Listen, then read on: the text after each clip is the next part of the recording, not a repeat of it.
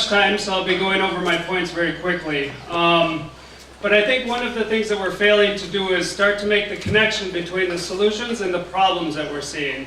If we're talking about reducing disease, we need to start talking about how do we increase and strengthen our immune systems. One of the best ways to do that is through better nutrition. And good nutrition comes from eating a variety of diverse foods, okay? So we can't be talking about eating a variety of foods if we're only growing one or two foods in our agricultural systems. So to be talking about nutrition means we also have to talk about agriculture, okay? Right about the end of World War II, agriculture researchers started to make strides in hybrid seeds, where they could dictate the characteristics of the plants. So these hybrid seeds were seen as a solution to the world's problems, and they were introduced into countries like Malawi, especially in terms of like maize. These hybrid seeds, one of the problems with them is you can't save them from year to year and replant. And so they also come along with monocropped agriculture and high inputs such as synthetic fertilizers.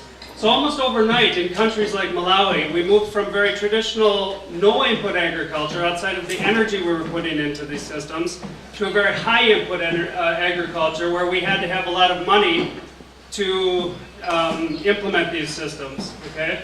So now we're caught in a cycle of dependency where farmers are growing food to sell that food in order to grow more food the next year. You see the economic dependency we're stuck in. And in the past, we didn't have that.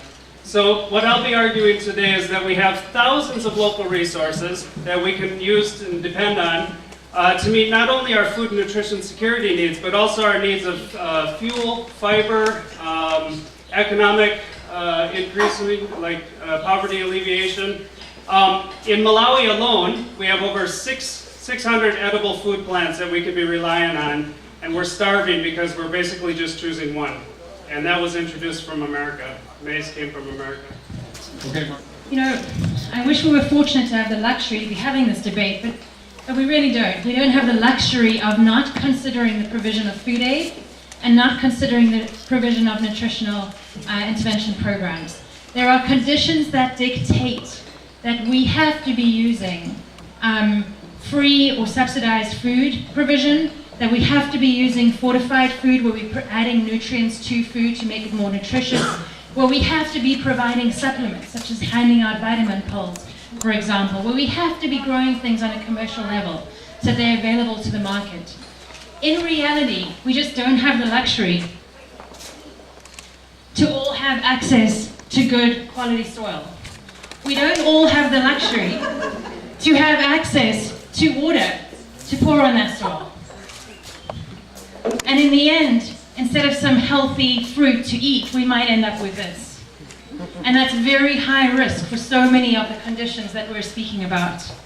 Of course, there are bad practices in food aid that are becoming more and more recognized, such as the provision of food that is not nutritious, or such as the provision of food or supplementation or fortified foods on an ongoing basis.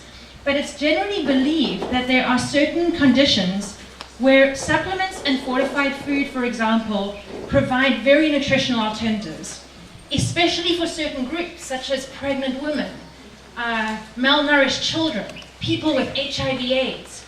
We do not have the luxury to hold back these supplements and this food from these populations. Above all, food aid and supplements are essential as a form of immediate treatment in many cases, where situations reach their most dire emergency. When, for example, children could die if they do not receive the nutrition from the therapeutic food that we could provide. Food gardens are really good, but in reality, we just do not have the time to wait for them to take shape or the resources to implement them at the scale that is needed in comparison to food aid and nutritional interventions where for mass distribution can benefit thousands of people really quickly. Thank you. Well, Margie, why don't you tell us what are the situations in which food aid is appropriate? Well, of course, there's situations where we just can't deny, as I said, the immediate provision of food aid and nutritional intervention programs. There are situations, for example, that need short-term fixes. I think of situations that are post-conflict. I think of situations which are post-natural disaster. Situations where there are large displacements of people, for example, moving into refugee camps because of the conflict or because of the natural disasters such as flooding. I think of places which are experiencing severe climate change, where we really need to provide food aid and nutritional intervention programs. There are also situations where we need immediate treatment, where food is used as a therapeutic food, such as conditions of severe malnutrition, such as conditions of special illness, where people need a tailored approach, which supplementation, fortification, and often food aid can provide. We cannot expect someone to take the time and take the risk of trying to grow a tree, to try and get fruit, when their survival is being threatened. If you look at the current situations where food aid is being used, and even some of our supplementation and fortification programs, a lot of these situations have actually been created by us. They're not external situations. In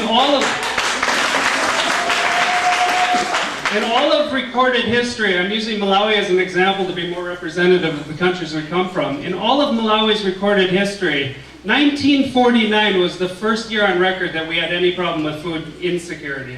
1949. 60 years ago. So in a matter of 50 to 60 years, we've created a chronic situation of what we call now the hungry season.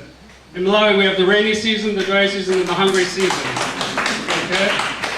The irony of this hungry season is when the maize from last year runs out, and we're waiting for the next maize to mature.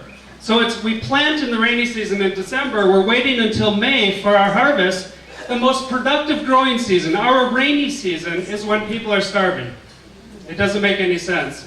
Just take one example of sun and sand here. Look at all of the resources that are going into ornamental gardens. If all of those resources had been converted to functional landscaping, we would be eating it.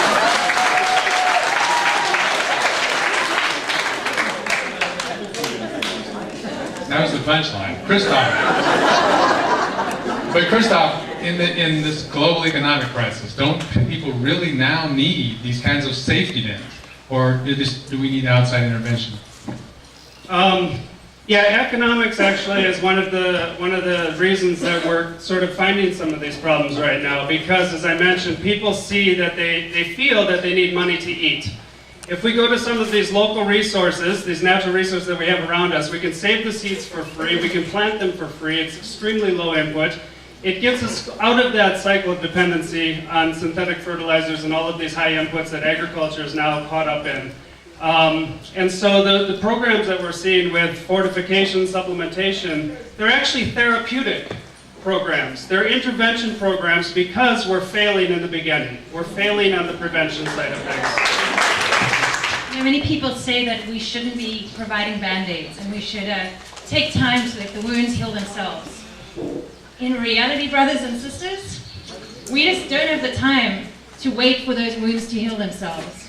What we need is more Band-Aids. Maybe better quality Band-Aids, such as better quality food, but we need more Band-Aids as fast as possible. Population numbers are growing so much that people can no longer afford to buy food and no longer have the land available to be able to support the nutritional needs of their families and their households.